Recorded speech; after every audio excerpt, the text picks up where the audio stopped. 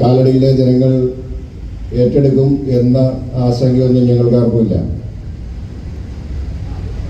പക്ഷേ ചില വ്യാജ പ്രചരണങ്ങൾ നടത്തി പോകുമ്പോൾ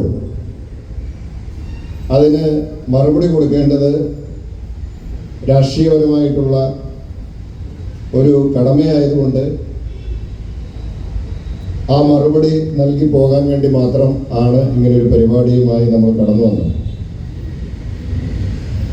കാലടി പാലത്തെ സംബന്ധിച്ചിടത്തോളം MC റോഡിലൂടെ യാത്ര ചെയ്യുന്ന അല്ലെങ്കിൽ കാലടി പട്ടണത്തിലൂടെ കടന്നു പോകുന്ന മുഴുവൻ ആളുകളും ഇവിടുത്തെ ഗതാഗത കുരുക്കിന് ഒരു പരിഹാരം കാണണം എന്ന് ആഗ്രഹിക്കുന്നവരാണ്, അതിനുവേണ്ടി ആത്മാർത്ഥമായി പരിശ്രമിക്കുന്നവരുമാണ്.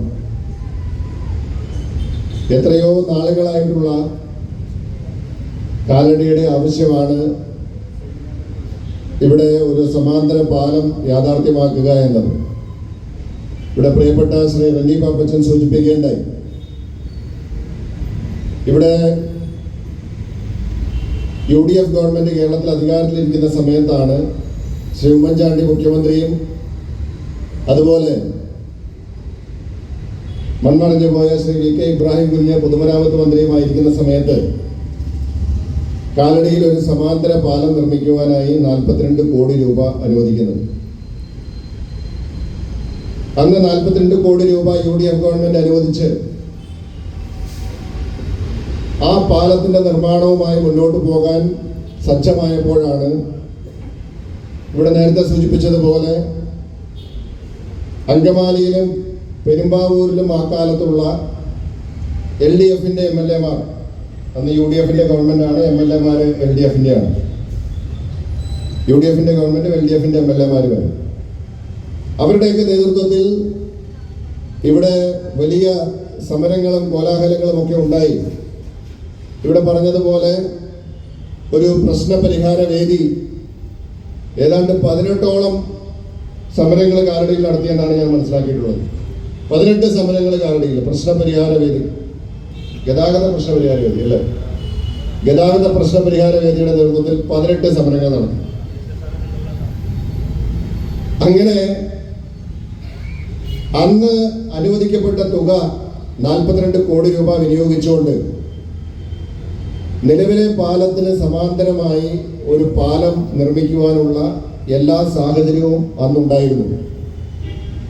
2012 ആ തുക അനുവദിച്ചിട്ട് 2016 ആ ഗവൺമെന്റിന്റെ കാലാവധി കഴിയുന്നതുവരെ ഇവിടെ ഈ MLA-മാരായിരുന്ന ആളുകൾ, ശ്രീ ജോസ് ദത്തയിൽ ഉൾപ്പെടെയുള്ള ആളുകൾ എന്തുകൊണ്ട് ആ സമാന്തര പാലത്തിന്റെ നിർമ്മാണം അവിടെ നടത്തുവാൻ അനുവദിച്ചില്ല എന്ന ചോദ്യമാണ് ഞങ്ങൾക്ക് ആദ്യം അവരുടെ മുമ്പിൽ വെക്കാനുള്ളത്. അതിന് മറുപടി LDF പറയണം. അന്ന് അവർ പറഞ്ഞത് നിലവിലെ സമാന്തര പാലമല്ല, മറിച്ച് ഒരു 40 ഡിഗ്രി ചെരിഞ്ഞ്, ഏതാണ്ട് 40-45 ഡിഗ്രി ചെരിഞ്ഞ് ഒരു പാലം പണിയാണ്. എഞ്ചിനീയർമാരോട് ചോദിച്ചപ്പോൾ കേരളത്തിൽ എവിടെയും അങ്ങനെ ഒരു പാലം പണിതായിട്ട് അവർക്ക് ആർക്കും അറിയില്ല. കേരളത്തിൽ എവിടെയും ഇതുവരെ അങ്ങനെ ഒരു പാലം പണിതിട്ടില്ല. അപ്പോൾ 45 ഡിഗ്രി ചെരിച്ച് കുറെ പടിഞ്ഞാട്ടേക്ക് മാറ്റി ഒരു പാലം പണിയാനും ബൈപ്പാസ് പണിയണം, അതുകൊണ്ട് സമാന്തര പാലം വേണ്ട, നിലവിലെ പാലത്തിനോട് ചേർന്നൊരു പാലം വേണ്ട എന്ന സമീപനമായിരുന്നു. എനിക്ക് ഓർമ്മയുണ്ട്, എന്നോട് പ്രിയങ്കരനായ ശ്രീ VK ഇബ്രാഹിം കുഞ്ഞും അതുപോലെ തന്നെ പ്രിയപ്പെട്ട മുൻ മന്ത്രിയായിട്ടുള്ള ശ്രീ K ബാബുവും അവര് ഞങ്ങളോട് പറഞ്ഞ ഒരു കാര്യം, ഈ 45 ഡിഗ്രി ചെരിഞ്ഞ പാലം പണിയണമെന്ന ആവശ്യം സമാന്തര പാലത്തിന് പകരം കുറെ പടിഞ്ഞാട്ടേക്ക് മാറ്റി വേറൊരു പാലം പണിയണമെന്ന ആവശ്യവുമായി ചെന്നപ്പോൾ അന്നത്തെ പൊതുമരാമത്ത് വകുപ്പ് മന്ത്രി ശ്രീ VK ഇബ്രാഹിം കുഞ്ഞ് ഈ ആളുകളോട് പറഞ്ഞത്, നിങ്ങൾ ഈ സമാന്തര പാലം ഇപ്പോൾ പണിതിട്ടില്ലെങ്കിൽ നിങ്ങളുടെ മക്കളുടെ ആയുസിൽ പോലും ഈ 45 ഡിഗ്രി ചെരിഞ്ഞ ഒരു പാലം പടിഞ്ഞാട്ടേക്ക് മാറ്റി വരാൻ പോണില്ല, അതുകൊണ്ട് വേണമെങ്കിൽ ഇതിപ്പോ പണിതോ എന്നാണ് അന്ന് അദ്ദേഹം പറഞ്ഞത്. എന്നോട് പറഞ്ഞാണ്. കാരണം പ്രായോഗികമായിട്ട് അത് നടക്കാൻ പോണില്ല. നടക്കാൻ പോണത് ഇവിടെ ഒരു സമാന്തര പാലമാണ്. അതിനാണ് പണം അനുവദിച്ചിരിക്കുന്നത്. അത് വേണമെങ്കിൽ നമുക്ക് നടത്താം എന്ന് UDF-ന്റെ മന്ത്രിമാർ ഉൾപ്പെടെ അന്ന് പറഞ്ഞതാണ്. പക്ഷേ അന്ന് UDF ഗവൺമെന്റിന്റെ കാലത്ത് അത് ചെയ്യുവാനായിട്ട് ഈ ആളുകൾ ആരും സമ്മതിച്ചില്ല, അവിടെ കടന്നു. ഒന്നാം സർക്കാർ LDF സർക്കാരിന്റെ കാലത്തും അതുമായി മുന്നോട്ട് പോകുവാനായിട്ട് ഇവരാരും അനുവദിച്ചില്ല. അന്ന് പ്രിയപ്പെട്ട MP ആയിരുന്ന ശ്രീ ഇന്നസെന്റ് ഉൾപ്പെടെയുള്ള ഇന്നസെന്റിനെ വെച്ചുകൊണ്ട് മുന്നിൽ നിർത്തിക്കൊണ്ട് ഇവിടെ ഈ ക്രിസ്റ്റൽ സൂപ്പർ മാർക്കറ്റിന്റെ അടുത്ത് വന്ന് ഒരു കല്ലിടിയിൽ നാടകമൊക്കെ നടത്തിപ്പോയി. നിങ്ങൾ ഓർമ്മയുണ്ടാവും, ഞങ്ങൾക്കൊക്കെ ഓർമ്മയുണ്ട്. ക്രിസ്റ്റൽ സൂപ്പർ മാർക്കറ്റിന്റെ അവിടെ വന്ന് അന്ന് MP-യുടെ നേതൃത്വത്തിൽ അവിടെ ഒരു കല്ലിട്ടിട്ട് പോയി. ആരെങ്കിലും പോയി നോക്കണം, ആ കല്ല് മുളച്ച് പാലമായിട്ടുണ്ടോ എന്ന് ആരെങ്കിലും പോയി നോക്കണം. അങ്ങനെ ആ കാലം കടന്നുപോയി.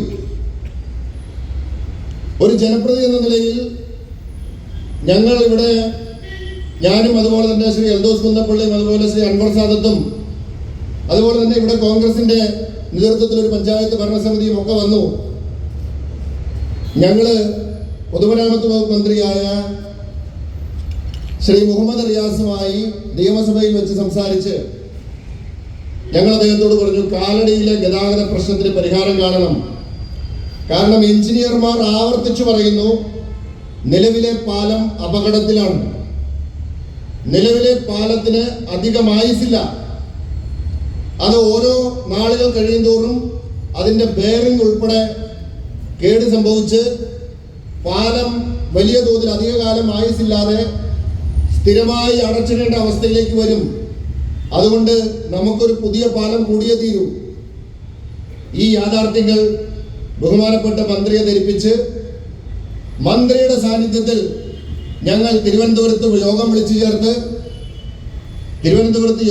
ചേർത്ത് ഈ പാലത്തിന് സമാന്തരമായ പുതിയ പാലം തീരുമാനിക്കാൻ 2021 അവസാനം തീരുമാനമെടുക്കുകയാണ്. 2021 അവസാനം തീരുമാനമെടുക്കുകയാണ്. ഏതാ ഫണ്ട്?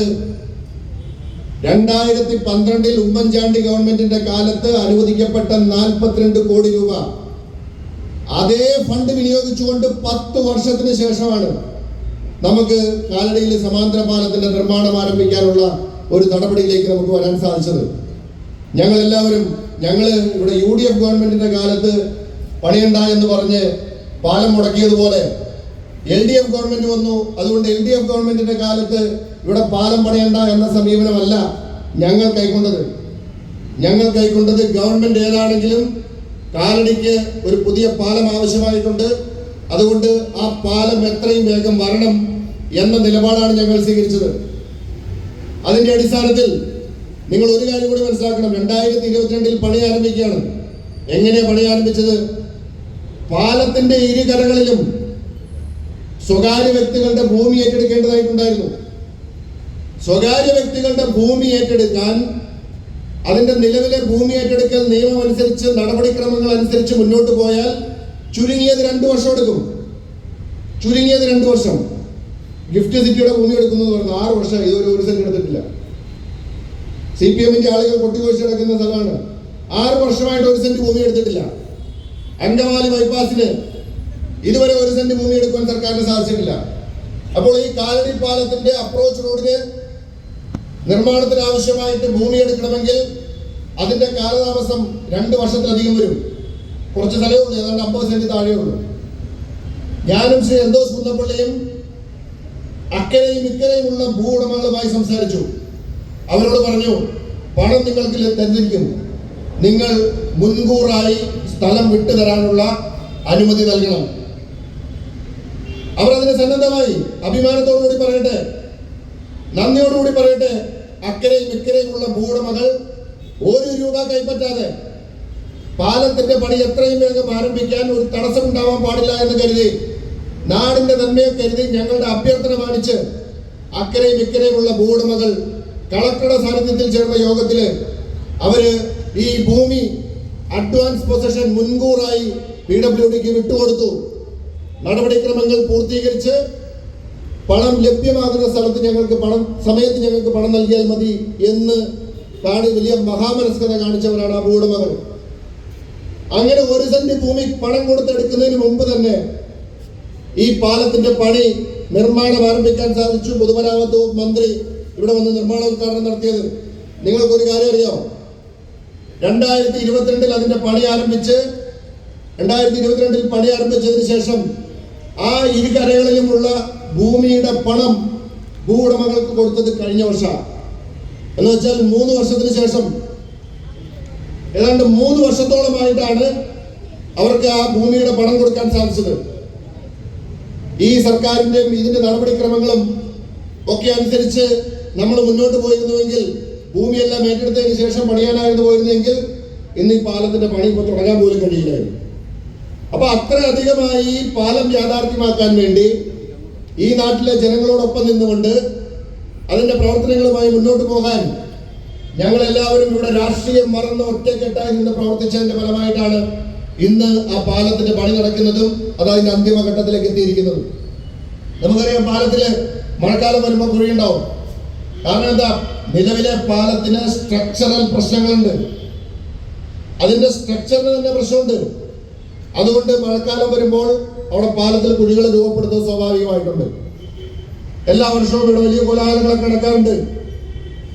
അതുകൊണ്ട് പാലത്തിന് നിലവിലുള്ള ടാറിങ് മാറ്റി സ്ഥിരമായി അവിടെ അതിന്റെ ടാറിങ് പൂർത്തിയാക്കണം, എല്ലാവരുടെയും ആവശ്യമാണ്. അതിന്റെ അടിസ്ഥാനത്തിൽ PWD മെയിൻ്റനൻസ് വിഭാഗം സർക്കാരിന് നമ്മൾ നിർദ്ദേശത്തിന്റെ അടിസ്ഥാനത്തിൽ നിവേദനം കൊടുത്തു, നമ്മൾ അതിന്റെ എസ്റ്റിമേറ്റ് കൊടുത്തു, പ്രപ്പോസൽ കൊടുത്തു, പണം അനുവദിച്ചു. പണം അനുവദിച്ച് അതിന്റെ അറ്റകുറ്റപ്പണികൾ നടത്തണമെങ്കിൽ എഞ്ചിനീയർമാർ പറഞ്ഞതനുസരിച്ച് ചുരുങ്ങിയത് ഒരു മാസം, ചിലപ്പോൾ അത് 1.5 മാസം, അതിനപ്പുറത്തേക്ക് പോകാം. 1.5 മാസത്തിലധികം ഈ കാലടി പാലം പൂർണ്ണമായും അടച്ചിട്ട് ഒരു ഇരുചക്ര വാഹനം പോലും കടന്നു പോകാൻ സാധിക്കാത്ത വിധത്തിൽ ഈ MC റോഡിൽ ഇത്രയധികം ഗതാഗതമുള്ള ഈ കാലടിയിൽ ഈ പാലം അടച്ചിടേണ്ട ഒരു അവസ്ഥയുണ്ട്. കളക്ടറേറ്റിൽ കളക്ടറുടെ സാന്നിധ്യത്തിലാണ് യോഗം ചേർന്നത്. കളക്ടറുടെ സാന്നിധ്യത്തിൽ യോഗത്തില് ജനപ്രതിനിധികൾ, panchayat president, vice president PV Stephen ഇവിടെ ഉണ്ട്. ഇവിടെ നിന്നുള്ള അക്കരയിൽ നിന്നും ഇക്കരയിൽ നിന്നുമുള്ള ത്രിതല പഞ്ചായത്ത് ജനപ്രതിനിധികൾ ഉൾപ്പെടെ ആ യോഗത്തിൽ പങ്കെടുത്തു. മോട്ടോർ വെഹിക്കിൾ ഡിപ്പാർട്ട്മെന്റിന്റെ പ്രതിനിധികള്, പോലീസ് പ്രതിനിധികള്, വിവിധ ഡിപ്പാർട്ട്മെന്റുകളുടെ പ്രതിനിധികളൊക്കെ പങ്കെടുത്ത യോഗം. ആ യോഗത്തിൽ വെച്ച് ഞങ്ങൾ അവരോട് ചോദിച്ചു എത്ര ദിവസം. അപ്പൊ അവർ പറഞ്ഞു 1 മാസം മുതൽ 1.5 മാസം വരെ ചിലപ്പോൾ അടച്ചിടേണ്ടി വന്നേക്കാം. അപ്പോഴാണ് യോഗത്തിൽ പങ്കെടുത്ത PWD എഞ്ചിനീയർമാർ, ഈ പാലത്തിന്റെ നിർമ്മാണ ചുമതലയുള്ള എഞ്ചിനീയർമാർ പറഞ്ഞത് മെയ് 31 പാലത്തിന്റെ പണി, പുതിയ പാലത്തിന്റെ പണി തീരും. ആളുകൾ ചോദിക്കുന്ന ഒരു കാര്യമുണ്ട്, ഇതിനൊരു കാലതാമസം ഉണ്ടായത് പാലത്തിന് നടുഭാഗം എന്നും പറയാൻ പറ്റില്ല, അങ്ങനെ തെക്ക് ഭാഗത്തേക്ക് ചേർന്ന് ഒരു പൈല്, 2 പൈല് ചെയ്യുന്ന ഭാഗം സാധാരണ ഉണ്ടായിരുന്നതിനേക്കാൾ വലിയ ആഴത്തിൽ, എത്ര പൈല് താത്തിയിട്ടും ഇവർക്ക് ഉറപ്പുള്ള പ്രതലത്തിലേക്ക് എത്താൻ കഴിഞ്ഞില്ല. ഉറപ്പുള്ള പ്രതലം കിട്ടിയെങ്കിൽ മാത്രമേ ഇതിന്റെ പൈല് താത്ത് അതിന്റെ മേലേക്ക് പില്ലർ തീർത്ത് വരാൻ പറ്റുകയുള്ളൂ. അത് വളരെയധികം സമയമെടുത്ത് എത്ര താത്തിയിട്ടും കിട്ടാതെ വന്നു കഴിഞ്ഞപ്പോൾ ഒടുവിൽ മദ്രാസ് IITയിൽ നിന്നുള്ള എഞ്ചിനീയർമാർ ഉൾപ്പെടെ ഇവിടെ വന്ന് പരിശോധിച്ച് അതിന് ബദൽ സംവിധാനം നിർദ്ദേശിച്ച് അതും പ്രകാരമാണ് ആ ഭാഗത്തെ പണി മുന്നോട്ട് പോയത്. നമുക്കറിയാം, ഇവിടെ പാലത്തെ പണിയുമ്പോൾ 360 ദിവസം ഇവിടെ പണിയാൻ കഴിയില്ല. മഴക്കാലം വരുമ്പോൾ പാലത്തിന്റെ പണി നടക്കില്ല. എന്ന് വെച്ചാൽ വെള്ളം പൊങ്ങിയാൽ 6 മാസക്കാലത്തോളം അവിടെ പണിയാനൊന്നും പറ്റില്ല. ആളുകൾ ചോദിക്കും, എന്താ ഇത്ര പണിയാൻ തുടങ്ങിയിട്ട് 2 വർഷമായില്ലോ 3 വർഷമായില്ലോ എന്ന്. പക്ഷെ 3 വർഷമായെങ്കിലും വർഷത്തിൽ പകുതി സമയം മാത്രമേ അവിടെ കൃത്യമായി പണിയാൻ പറ്റുകയുള്ളൂ. വെള്ളം പൊങ്ങുമ്പോൾ പണിയൊന്നും നടക്കില്ല.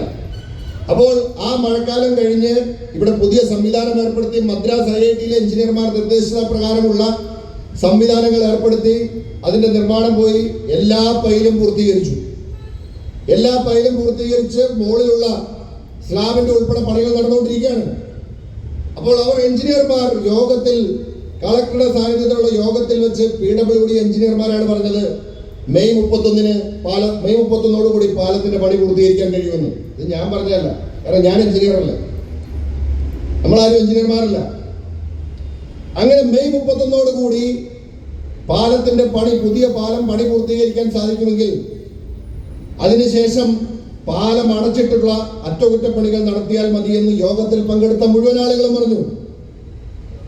ഉദ്യോഗസ്ഥർ പറഞ്ഞു, മോട്ടോർ വാഹന വകുപ്പിന്റെ ഉദ്യോഗസ്ഥർ പറഞ്ഞു, മുഴുവൻ ആളുകളും അഭിപ്രായപ്പെട്ടത് അതിനുശേഷം അറ്റകുറ്റപ്പണികൾ നടത്തിയാൽ മതി. കാരണം നമുക്കറിയാം 1.5 മാസക്കാലം ഈ പാലം അടച്ചിട്ടാൽ ഉണ്ടാകാവുന്ന ദുരിതം, അത് ജനങ്ങൾക്കുണ്ടാകുന്ന പ്രയാസം എത്ര അധികമാണെന്ന് നിങ്ങൾ ചിന്തിക്കണം. ഈ കടന്നു വരുന്ന വാഹനങ്ങൾ മുഴുവനും മലയാറ്റൂർ വഴി, മഞ്ഞപ്പുറ വഴി, തുറവൂർ വഴി അങ്കമാലിക്ക് വന്നാൽ മലയാറ്റൂരും മഞ്ഞപ്പുറയിലും തുറവൂരിലുമുള്ള ആളുകൾക്ക് അവിടെ ജീവിക്കാൻ പറ്റുമോ? അവിടെ ഒരു വാഹനം കടന്നു പോകാൻ സാധിക്കുമോ? ആ റോഡിലേക്ക് അവസ്ഥ എന്തായിരിക്കും? ഇവിടെ വരുന്ന ആളുകൾക്ക്, കാലടിയിൽ വരുന്ന ആളുകൾക്ക് ഇവിടെ നിന്ന് അക്കരയ്ക്ക് പോകണമെങ്കിലോ അക്കരെ ഇക്കരയ്ക്ക് വരണമെങ്കിലോ എത്ര കിലോമീറ്ററുകൾ ചുറ്റിയാണ് പോകാൻ സാധിക്കുക? ഇവിടെ എത്രയോ സ്കൂളുകൾ, ഇക്കരയും അക്കരയും സ്കൂളുകളുണ്ട്.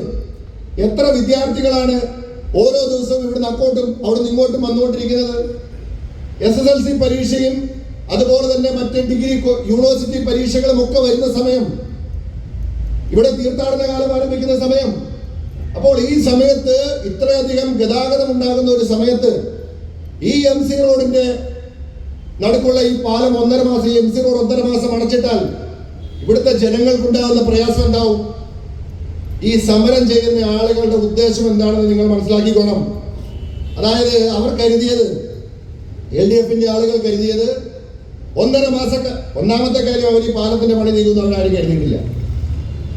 ഈ പാലം പുതിയ പാലത്തിന്റെ പണി മെയ് 31 കൂടി അല്ലെങ്കിൽ ഈ വർഷം അത് പൂർത്തിയാകുന്നു എന്ന് പറഞ്ഞപ്പോ ഇവർക്കൊക്കെ അങ്കലാപ്പായി. കാരണം ഇവരാരും ഈ പുതിയ പാലം പണി തീരുമെന്ന് വിചാരിച്ചിട്ടില്ല. കാരണം റെനി ബാബച്ചൻ ഒരു കാര്യം പറഞ്ഞു, ഈ പാലത്തിന്റെ പണികളൊന്നും മുന്നോട്ട് പോവുകയാണ്. ഇവിടെ നിർമ്മാണോദ്ഘാടനം നടത്തി മന്ത്രി വന്ന് ഇവിടെ എന്നോട് ചോദിച്ചു, നമ്മളിവിടെ പാലത്തിന്റെ പണിയുമായി ബന്ധപ്പെട്ടിട്ട് ഇവിടെ ആളുകൾ പല ആശങ്കകളും ഒക്കെ പറഞ്ഞപ്പോ ഇവിടെ പരിപാടികൾ നടത്തിയതിനെ കുറിച്ച് പല കാര്യങ്ങളും ചോദിച്ചു. നമ്മൾ പറഞ്ഞു, പാലത്തിന്റെ പണി അവിടെ നടക്കുന്നു, അതിനകത്ത് ഒരു രാഷ്ട്രീയവും കാണേണ്ട കാര്യമില്ല. പാലത്തിന്റെ പണിയുമായിട്ട് മുന്നോട്ട് പോകണം, ഏത് വിധേനയും പാലത്തിന്റെ പണി പൂർത്തീകരിക്കണം. അപ്പോ ഇവിടെയുള്ള LDFന്റെ ആളുകൾ ആരും ഈ പാലത്തിന്റെ പണി നടക്കുന്നതിനെ സംബന്ധിച്ചൊന്നും അവർക്ക് വലിയ ഗ്രാഹ്യം ഉണ്ടായിട്ടില്ല. അപ്പോ ഈ വർഷം പാലത്തിന്റെ പണി പൂർത്തിയാകുന്നു എന്ന് കണ്ടപ്പോ അവരുടെ കാലത്ത് നടക്കാത്ത സാധനം ഉമ്മൻചാണ്ടിയുടെ കാലത്ത് അനുവദിച്ച അതേ പണം ഉപയോഗിച്ച്, അതാണ് നിങ്ങൾ അറിയേണ്ടത്. 2012 അന്ന് അനുവദിച്ച 42 കോടി രൂപയ്ക്ക് ഇപ്പോൾ പണിതുകൊണ്ടിരിക്കുന്ന ഇതേ പാലം അന്ന് പണിതിരുന്നുവെങ്കിൽ 2015 2016 കൂടി ഈ പാലം ഇവിടെ യാഥാർത്ഥ്യമാകുമായിരുന്നു. അതെ, അന്ന് 2016 ഇവിടെ 2012 മുതൽ 2016 ആ കാലഘട്ടത്തിലൊക്കെ ഇവിടെ ജനപ്രതിനിധികളായിരുന്ന ആളുകൾ, ഇവിടെ സമരം നടത്തിയ ആളുകൾ 2016 പൂർത്തിയാകേണ്ടിയിരുന്ന പാലം തുടങ്ങുവാനായിട്ട് ഇത്ര സമയമെടുത്ത് എന്തുകൊണ്ടാണെന്നും ഇപ്പോൾ 2026 10 വർഷങ്ങൾക്ക് ശേഷം ഇത് അതേ പാലം അതേ ഫണ്ട് ഉപയോഗിച്ച് ഇവിടെ പണിയുന്ന നിലയിലേക്ക് കാര്യങ്ങൾ എത്തിയിട്ടുണ്ടെങ്കിൽ അതിന്റെ ഉത്തരവാദിത്വം ഈ നാട്ടിലെ ജനങ്ങളോട്, അതിന്റെ മറുപടി പറയാനുള്ള ബാധ്യത ഇവിടെ സമരം നടത്തുന്ന ആളുകൾക്കുണ്ട് എന്ന് പറയാനാണ് ഞാൻ ആഗ്രഹിക്കുന്നത്. അവർ അതിന് മറുപടി പറയണം. വേറെ ഫണ്ടൊന്നുമല്ലല്ലോ, ഈ സർക്കാർ അനുവദിച്ച ഫണ്ടൊന്നുമല്ലല്ലോ, അന്ന് ഉമ്മൻചാണ്ടി അനുവദിച്ച പണമാണ്. 10 വർഷം മുമ്പ് നടക്കേണ്ട കാര്യം. ഇവിടെ സമരം നടത്തി, കോലാഹലങ്ങൾ നടത്തി, കോപ്രായം കാണിച്ച് ഈ നാടിനെ നഷ്ടപ്പെടുത്തി കളഞ്ഞത്. പക്ഷെ ഞങ്ങൾക്ക് ആ സമീപനമില്ല. ഞങ്ങൾക്ക് ഈ നാടിന്റെ വികസനത്തിന്റെ സമീപനമാണ്. ഞങ്ങളുടെ രാഷ്ട്രീയം എന്ന് പറയുന്നത് വികസനത്തിന്റെ രാഷ്ട്രീയമാണ്. നാട്ടിൽ വികസന പ്രവർത്തനങ്ങൾ നടക്കുമ്പോൾ അത് ഏത് സർക്കാരാണെന്ന് നോക്കി അതിന്റെ പേരിൽ നിലപാട് സ്വീകരിക്കുന്നവരല്ല UDF-ഉം ഇന്ത്യൻ നാഷണൽ കോൺഗ്രസും എന്ന് പറയാൻ ഞാൻ ആഗ്രഹിക്കുകയാണ്. ഏത് സർക്കാരായാലും നാട്ടിലെ വികസനം ഉണ്ടാവണമെന്നുള്ളത് തന്നെയാണ് ഞങ്ങളുടെ നിലപാട്. അല്ലാണ്ട് വികസന പ്രവർത്തനം വരുമ്പോൾ അതിനു മുമ്പിൽ സമരവുമായി കൊടിയും കുത്തി വരുന്ന സ്വഭാവം ഞങ്ങൾക്കില്ല എന്ന് പറയാൻ ഞങ്ങൾ ആഗ്രഹിക്കുകയാണ്. അപ്പൊ അവരുടെ സ്വഭാവം വെച്ച് ഞങ്ങളെ നടക്കുന്നത്. അപ്പോ 10 വർഷത്തിന് മുമ്പ് നടക്കേണ്ട കാര്യമാണ് ഇപ്പോൾ ഇത് പൂർത്തീകരണത്തിലേക്ക് എത്തുന്നത്. അപ്പൊ ഇവര് വിചാരിച്ചത് പാലം അടച്ചിട്ട് ഏതാണ്ട് 1.5 മാസക്കാലം അടച്ചിട്ട് കഴിഞ്ഞാൽ ഈ നാട്ടിലുള്ള ജനങ്ങൾ മുഴുവൻ വലിയ പ്രയാസത്തിലാവും. നിങ്ങളൊരു കാര്യം മനസ്സിലാക്കിക്കോ, പാലം 1.5 മാസക്കാലം അടച്ചിട്ട് ഇവിടെ ജനങ്ങൾ പ്രയാസത്തിലായാൽ അതിന്റെ പേരിൽ ഇവിടെ MLA മാർക്കും കാലടിയിലും ഒക്കെല്ലാം ഭരിക്കുന്ന നമ്മുടെ പഞ്ചായത്തിനെതിരായിട്ടും സമരം നടത്താൻ വേണ്ടി മരപ്പായസം കെട്ടിയ ആളുകളാണ് ഇപ്പോൾ അതിന് നടക്കാത്തതിന്റെ പേരിൽ പുതിയ സമരവുമായിട്ട് ഇറങ്ങിയിരിക്കുന്നത്. മനസ്സിലായില്ലേ?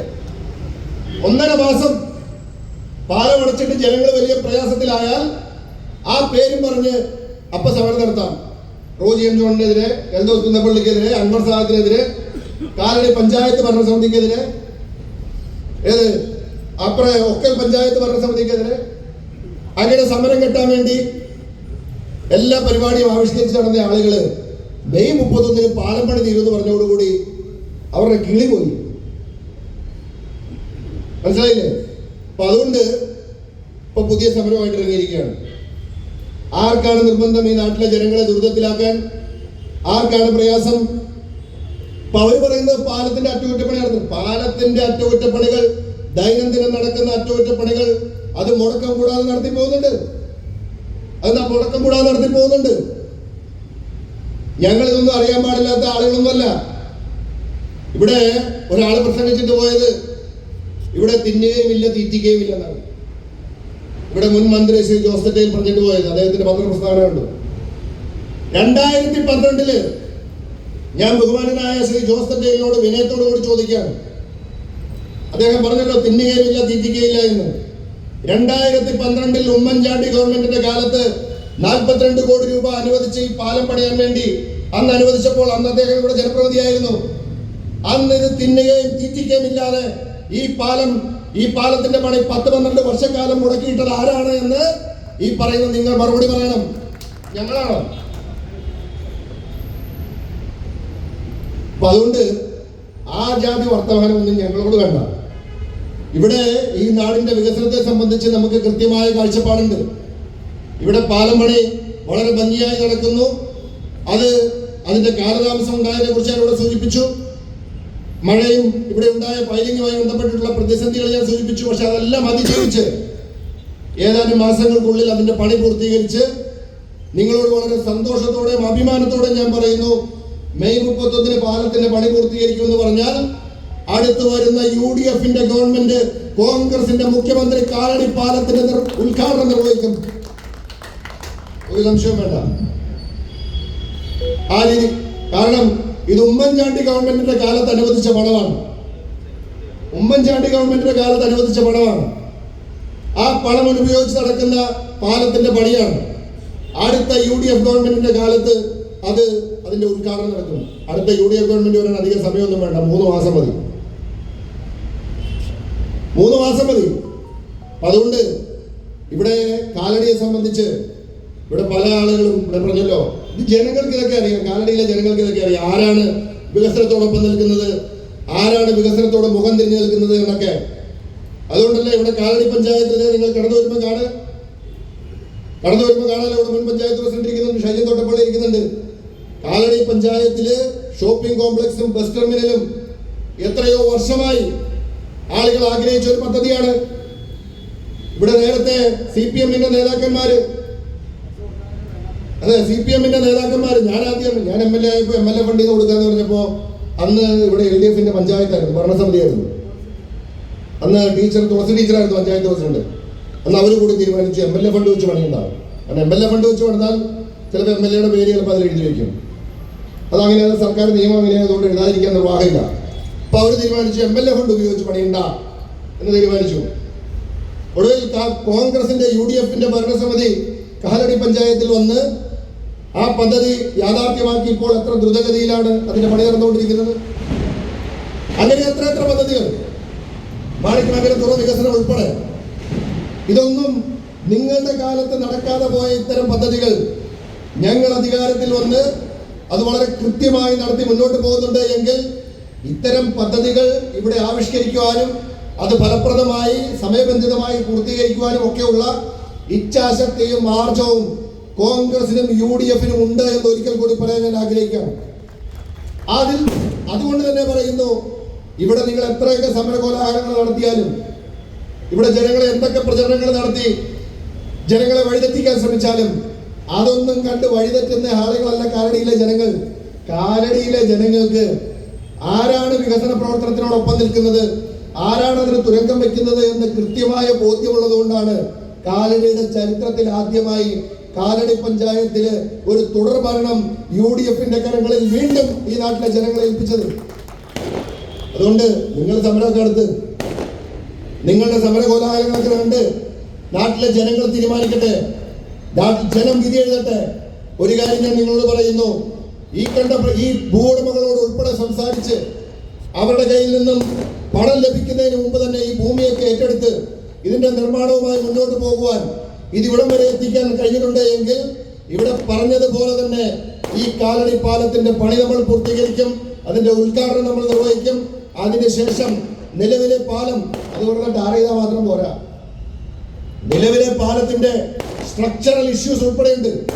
അതിന്റെ സ്ട്രക്ചറൽ ഇഷ്യൂസ് ഉൾപ്പെടെ പരിഹരിച്ച് അതും നമുക്ക് സഞ്ചാരയോഗ്യമാക്കി എടുക്കേണ്ടതായിട്ടുണ്ട്. ഇത്തരം പ്രവർത്തനങ്ങളൊക്കെ സമയബന്ധിതമായി നടത്താൻ നമ്മൾ പ്രതിജ്ഞാബദ്ധമാണ്. ഒരു കാര്യം കൂടി പറഞ്ഞ് അവസാനിപ്പിക്കണം. വെടിയൊന്ന് കഴിഞ്ഞോട്ടെ.